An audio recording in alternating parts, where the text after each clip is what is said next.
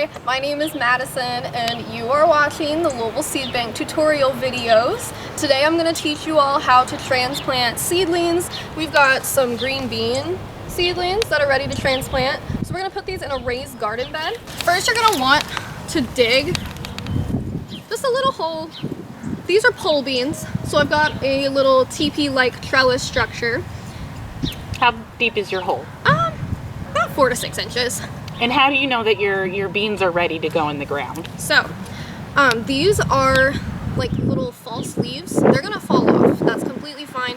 These are the real leaves. These are true leaves. Once you get a couple of these going, they're good to go.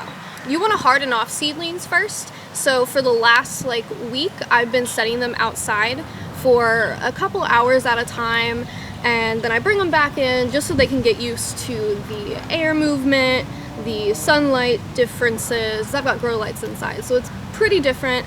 And then I've got this little pole, since they are pole beans. So we've got our hole ready, and if you want to test it out, you can put your little starter in there, see if it fits. He's looking good, so we're good to transplant. I'm going to remove this little pole. I'm going to just lightly squeeze him, get him out of there. And he's got some good root structures.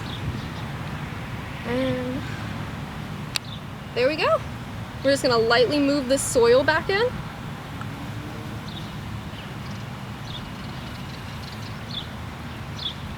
Pat him down, and I am going to put this pole back in just so he has a guide to the trellis.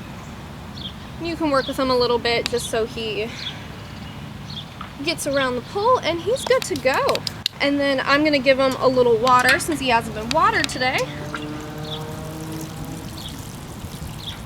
And that's it. Easy peasy.